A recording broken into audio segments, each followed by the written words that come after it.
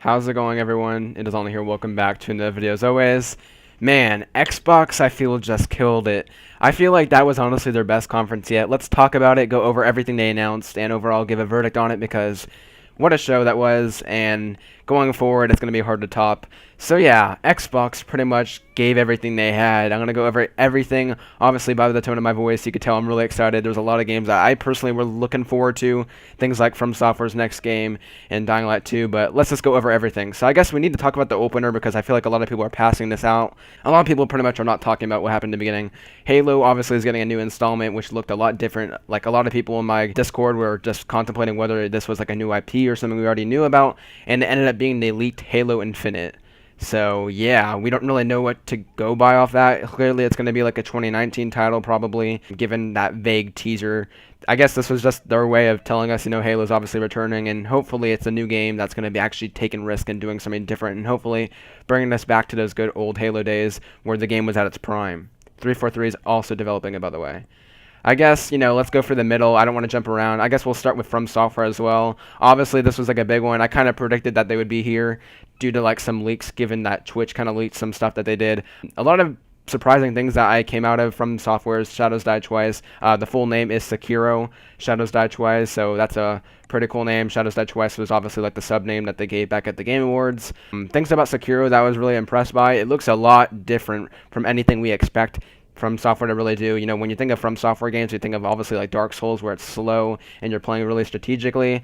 It still had that kind of similar combat, but it felt a lot more, I guess, open-ended and a lot more, I guess, agile, I want to say. I think that's the correct word I should probably use. Agile for sure. Things with like that grappling hook. There seems to be a lot of vertical, definitely a lot of vertical environments that you can, kind of climb. And overall, them teaming with Activision, it was just a very surprising reveal, and I'm all for that game. From Software already kind of proven itself with all their games lately, and just taking on something new is definitely something exciting, while still also being kind of like the Soulsborne games in a way. So definitely early 2019, I'm looking forward to playing that game for sure. Let's jump around a bit. Dying Light 2 was probably the next big reveal, which was Cause 4 that I was excited for. Obviously, Dying Light is like one of those few zombie games that I actually enjoy. When I think of like zombie games, I think of like Dying Light that did it right, and I also think of maybe some things like Left 4 Dead, and just seeing in the sequel actually try to take on new environments and new strategies with the whole entire choice building game. I'm still not, completely sold on the whole choice system, but man, Dying Light 2, the environment looks really cool. Dying Light's just a fun game in general, and it does zombies right. So, yeah, man, Dying Light 2, we don't have a date or anything. I imagine it's next year, but I'm all on board. Techland, you know what you're doing. That looks great.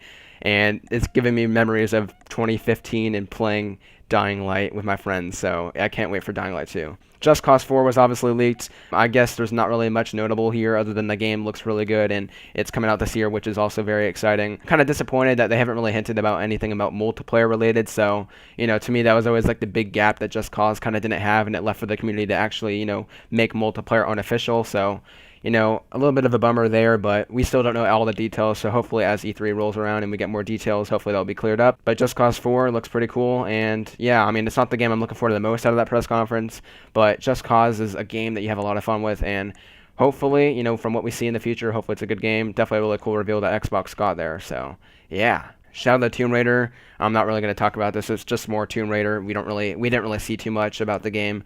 I'm sold on the fact that it's just Tomb Raider myself, but I know a lot of people kind of had like mixed opinions on that trailer, so I guess we'll just skip that there. I guess I'll talk about like the centerpiece that they kind of had in the middle of their conference. This was kind of like the big heavy hitter that they kind of needed to prove themselves. Microsoft pretty much announced that they're acquiring 5 new studios, which is definitely something that was pretty much answering the main complaint.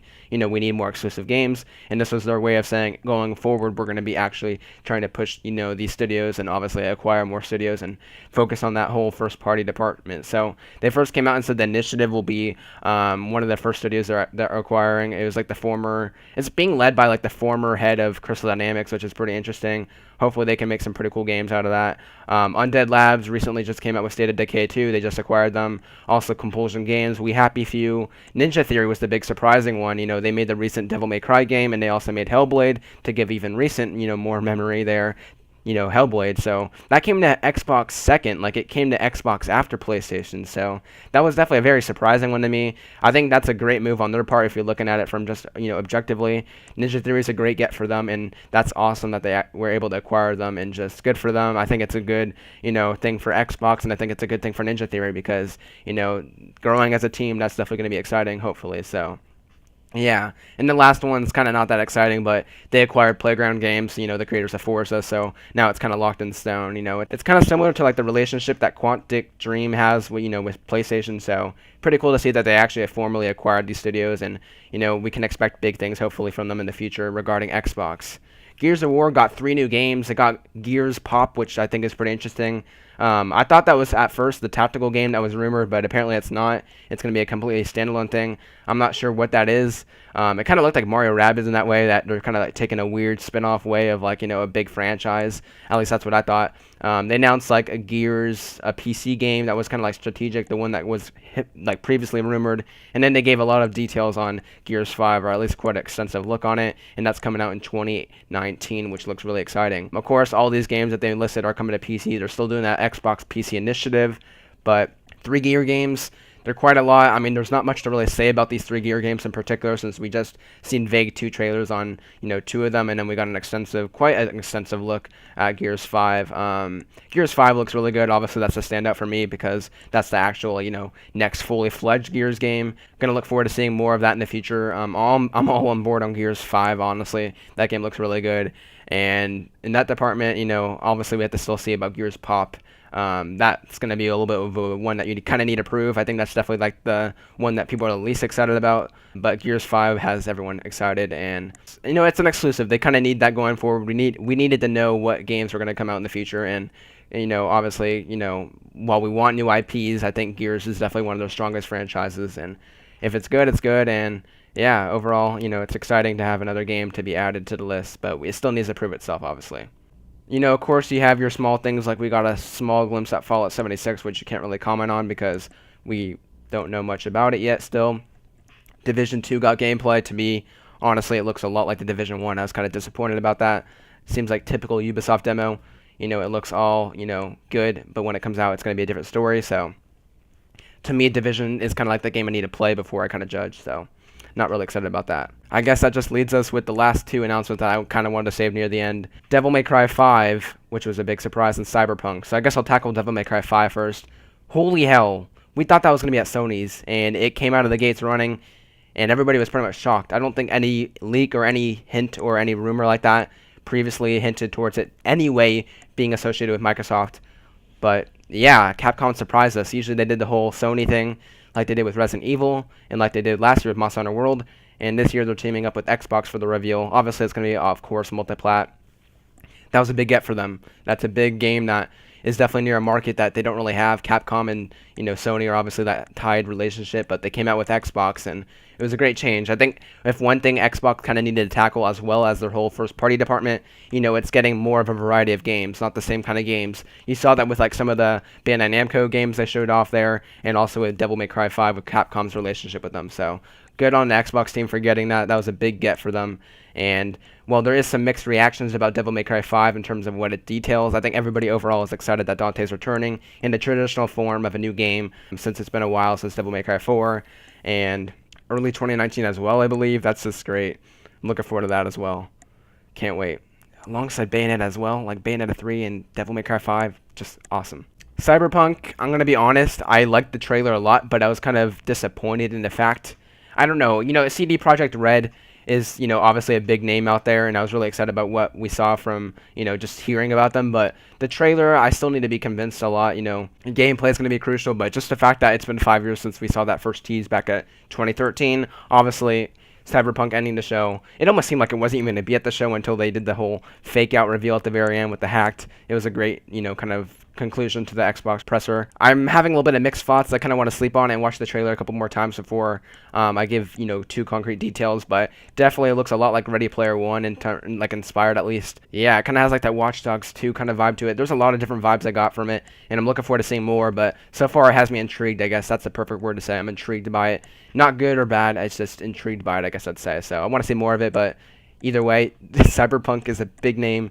CD Projekt Red, and yeah, while I wasn't too much of a big fan of The Witcher, I think them tackling down Cyberpunk is something that I'd be more interested in. So yeah, I guess that was my conclusion. I think Xbox, if you're looking at what the cards they kind of had, I think they perfectly dealt with them. I think this was the best press conference they could have had, given everything that they have. They don't have as many studios as Sony. They don't have, as much good relationships with Japanese developers, so they kind of push themselves to get to them in order to get them at their press conference. I think they did the best they could, and I think that was a great press conference. Besides, like, some of the things like the Xbox Game Pass and stuff that was kind of like, why are you even here at the press conference? I think it was a really solid showing, and I guess, probably their best yet, maybe, at least in recent years. But if we're talking about in general, I think it's the best press conference I've seen since Sony's E3 2016. So, man, Sony's going to have a lot to live up to. Sony's going to be probably playing a lot more conservative this year, which is, fine for them. They revealed too much in 2016, and yeah, we're going to see what they have up their sleeve. Of course, you don't want to rule them out until you see the press conference, but it's going to be interesting to see how Sony does this. I think they're going to be playing a different story. They're already in the lead, pretty much, if you're talking about that way department, so I think they're just going to rely on their, exclusives. I'm not expecting many surprises or reveals as much as Xbox gave us, but we should see tomorrow how Sony does. So, yeah, with that being said, of course, I've been online. Let's give it a rating of an 8. I'm gonna say 9 out of 10 because they honestly did the best they could in terms of like how they did it. And all those games, like there's a lot of games in there that actually interest me, considering Dying Light 2, Cyberpunk, Devil May Cry 5, From Software, Shadows Die Twice. It was a great showing, and honestly, I don't think they really could have done any better than that. And props to Xbox and Phil and the team. So that was a great press conference. I guess 9 out of 10 is how I'd give it. I was pretty much, interested besides maybe the Division 2, most of the way through. And yeah, I had a lot of solid showings and even like that Fox game. So yeah, man, E3 2018, really exciting times. I love this time of the year. And there's a lot of great reveals from that. And yeah, so 9 out of 10 I'd probably give to Xbox's press conference. But with that being said, of course, it's just my opinion at the end of the day. Leave yours in the comments down below, and we'll talk about it further. So yeah, of course, I'll see you guys later tonight with Bethesda's conference. I'll be live streaming that in a couple hours here, and it should be a fun time as always. Doom 2, please. But yeah, of course, I've been online. Take care, everyone.